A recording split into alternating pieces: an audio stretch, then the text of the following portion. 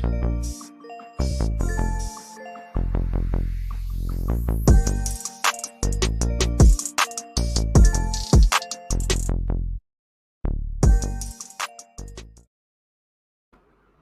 everybody, welcome back. I hope you're having a great and an enriching time actually at the People Matters L&D conference. I certainly am.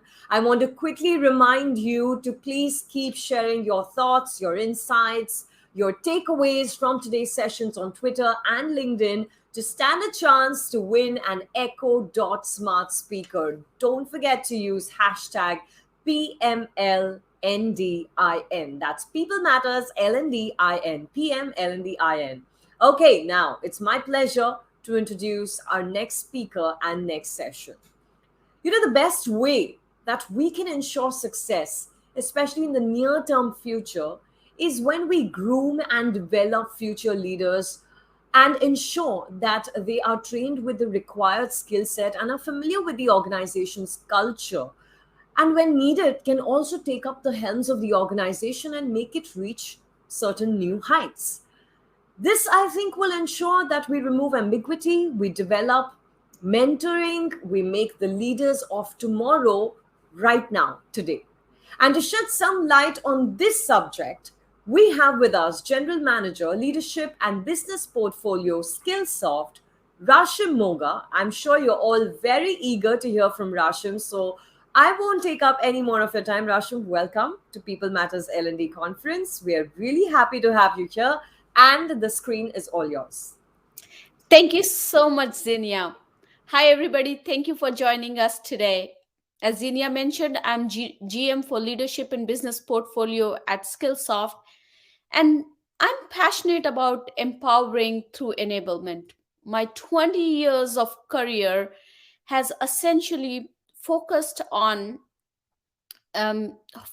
building, a strong leadership pipeline. Outside of work through my podcast, books, Alexa skills, and speaking engagements, I'm playing my part now in bringing more women into technology and helping make this world an equal world for all. So, what you see on the screen over here is my journey through various organizations where I've worked, but really it's much more than what you see on the screen. In my career, I've had numerous learning moments. I've taken risks. I've failed numerous times. I have I've learned from those failures and actually emerged more stronger. One key step in my journey that has helped me significantly has been around building strong teams and always having a succession plan. So today, as I was thinking about what key message do I want to deliver in this keynote, it made sense to start by understanding what businesses need to thrive today and their outlook towards leadership. Because essentially, when we talk about creating that leadership pipeline, it's important to understand what kind of leadership is required in today's day and age. So, as all of you know, in March of 2020, this world changed forever. The way we work changed, the way we lead changed, and the way we learn changed. Businesses pivoted overnight. And as I talked to the leaders across the globe about the initiatives that they are embarking on, right, to future proof themselves against the uncertainties, the themes that emerge, the themes around innovation, digital transformation, the themes around customer centricity, the themes around diversity that emerge. And these organizations realized that to achieve these business initiatives around digital transformation, diversity, customer centricity, they need three strong pillars: people, technology, and process.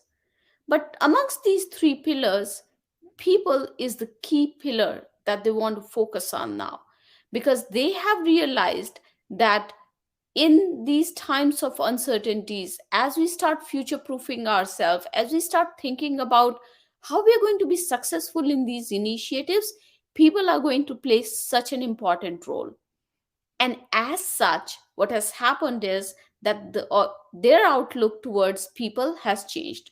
What organizations need today are leaders at all levels. They want everybody in their workforce to be a leader, to act like a leader, whether they are leaders of people, whether they are leaders of projects, or whether they are leaders of leaders.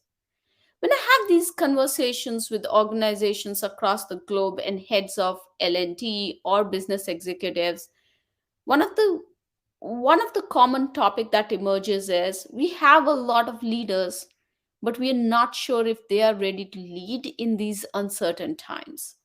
And the topic of conversation is, how do we build a strong leadership program that helps us build a leadership pipeline? So as and we all know that they're leaders, but not all leaders lead. There's data that shows that new leaders actually fail. The significant number of new leaders who failed. I have a lot of experiences when I stepped into a new role and I was not successful in those new roles because I was not trained to be in that new role. I did not have the ability and I was not exhibiting that confidence in my new role. So data shows that basically with new leaders, because they're not successful in their new jobs, 30% of talent turnover and 8% annual revenue loss is seen in the organizations. On the other hand, better leadership can actually generate improved customer satisfaction and improved productivity. So then the question becomes, how do the organizations build this strong pipeline that we want to see, build the leaders of tomorrow who can actually help achieve the business initiatives that the organizations are looking to achieve even in uncertain times? So when we start thinking about this, we start thinking about, first and foremost, is to identify a strong leadership bench. Now, there is a mindset that we need to change over here. I know every time I hire individuals in my team, I start looking for leaders on my team. I start asking this question: who is going to be, my successor in this role? Who is going to be, what is my succession plan? How am I thinking about it as I'm hiring people? And it's interesting. The first time I had this conversation with a exec recruiter who was helping me recruit for a leader on my team, and I said to her, I said, I really want to bring in a leader who can be my successor. And she said to me, oh my God, Rashim, are you planning to leave? I'm like, no, I'm not planning to leave, but I'm preparing myself for the next role. As I start thinking about where I want to be in my career journey, I want to make sure that I am creating a similar kind of plan for my team members as well. So that's the mindset change that we have to start thinking about.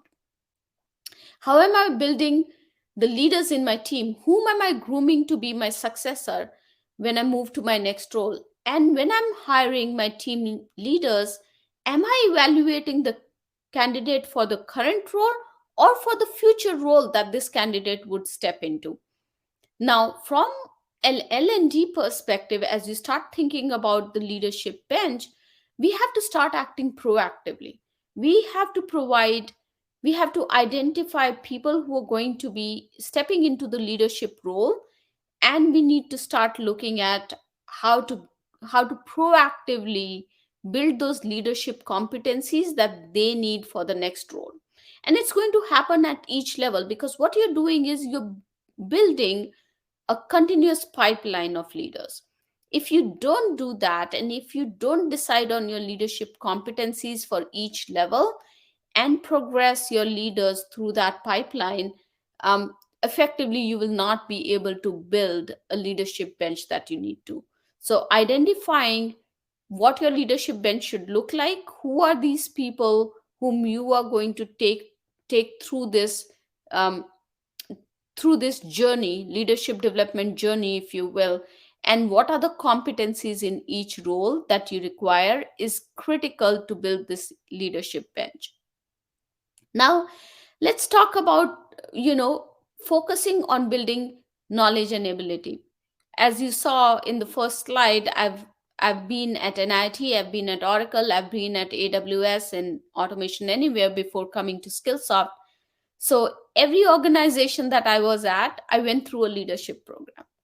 And the leadership program would be great because we would get into these 2 to 5 day workshops, we would have conversations, we would identify a personality type based on, the program that the company that I was working for had chosen. We would come out of those programs and we would have conversations saying there were a lot of aha moments in that workshop, but really, my work is different, my team is different, and what I learned over there, I don't even know if that can be applied to leading my team because our business is different. And that's the biggest gap. That's why new leaders fail, because not that new leaders do not have the knowledge around leadership competencies, it's because they lack the ability to basically use that knowledge, bring that knowledge into their everyday work, and demonstrate that knowledge with confidence. And that's why when we start thinking about leadership development, we have to bring these two elements together, the knowledge element and the capability or ability element. And they come together through a program that includes both knowledge as well as coaching ability to start building that ability. Because what you're doing is, then with coaching, you are contextualizing that knowledge that they build into for their job role, and that's the biggest gap. You're addressing that biggest gap through coaching. So that's why more and more organizations now are reiterating the or emphasizing the need for coaching, and that's what you should think about, especially when you know that there are gaps in the competencies, um, around, executive presence, for example, or communication style, or diversity of thought, how to lead inclusive teams, innovation, negotiation, all these things that require ability, that require conversations, that require scenarios where you can start using your knowledge. You should think about addressing that through coaching. And then the third piece, which is the most important piece, is committing to a culture of continuous learning. And this is something that I've noticed, like those 2 to 5 day conferences or workshops that I was talking about. I would come out of that, and basically there would be some form of reinforcement that would happen a couple of times a month with a little prompt that would come up, but essentially there was no reinforcement happening every day. There was nothing that was prompting me to use that knowledge in those from those leadership development programs that I had taken and apply that in my everyday job. So, really, unless you build that culture of continuous learning, unless you start developing that growth mindset in your leaders and give them the psychological safety to fail fast and to try out new things, you can't build a leadership bench. So, really, as you start thinking about how to develop your workforce, how to think about developing leaders for tomorrow, these are the three immediate steps that you can take to basically build a very strong leadership bench and a pipeline. So with that, here's to a successful leadership career and a successful leadership development journey. Feel free to connect with me on Twitter, LinkedIn, or on my website. I'm happy to answer any questions that you have. I will hand it over to you for any questions.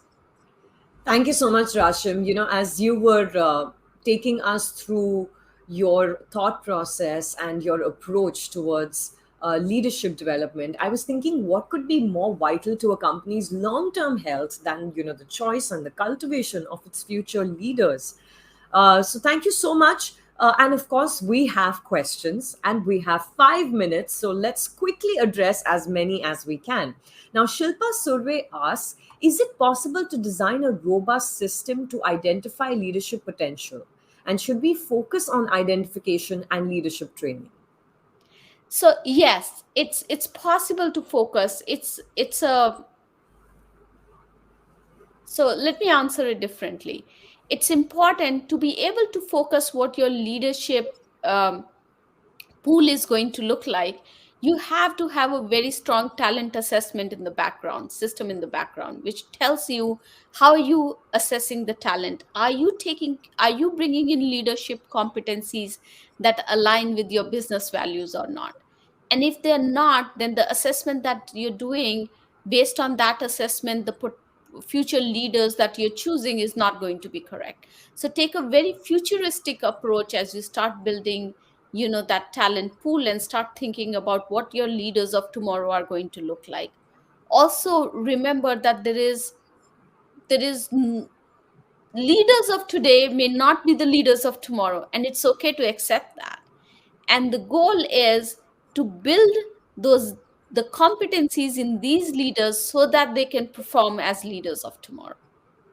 Fantastic. Rashim, you said organizations today need leaders at all levels. So the question that's come in is, what's the best way to enable this in a hybrid setup? That's a very good question. In a hybrid setup, I mean, hybrid setup brings in some nuances to how your leadership style should change. Do your leadership competencies change with the style? No, the competencies remain the same. What you're going to focus on in a hybrid setup is going to be different. Are you providing that psychological safety to your team members to behave like leaders?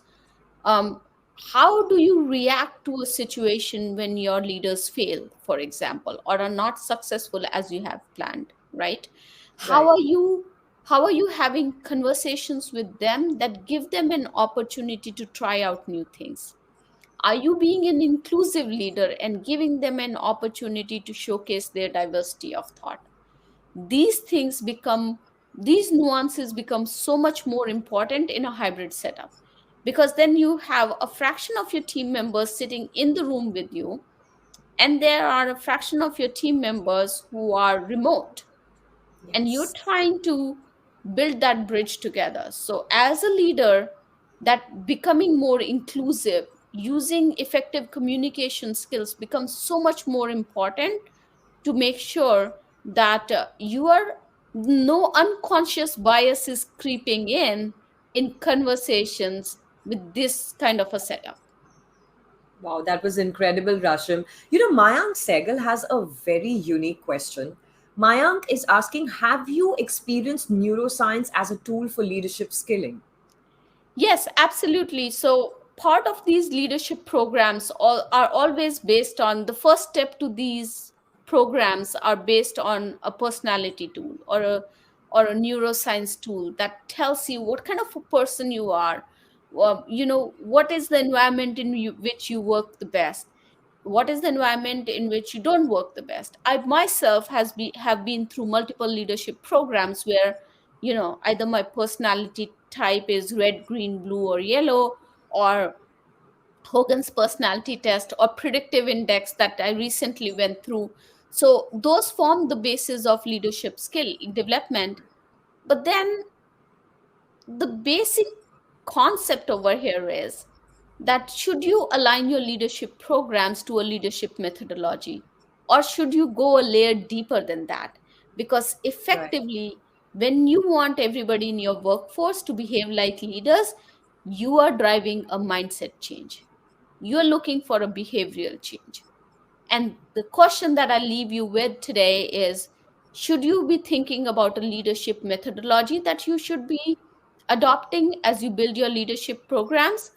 Or should you be focusing on change management and go a layer deeper? Because that is not going to change. With new methodologies coming in, your underlying, uh, the basis of that leadership development is always going to be change management. Raship, you're a leader, so I'm giving you a task, which is to answer the next question in 30 seconds. But it's a great question. What if your leadership is not in sync with themselves? How do you build solidarity among the leadership team? Jahanara Sheikh is asking this. The first step that you have to do is to show them the data point. Show them what they are losing from a business perspective by not building a strong leadership bench. and data speaks, dollars and numbers speak to the business leaders. Fantastic. And on that note, thank you for $1 million session, Rasham. Thank you very much. I can't wait to bring these insights back and ask for more development. Thank you very much. Thank you so much. Have a wonderful day. You as well. Bye bye. Bye bye. And for our next session, my dear friends, we have a power packed panel where we have invited experts to speak on how to upskill an organization at scale. I'm going to see you there.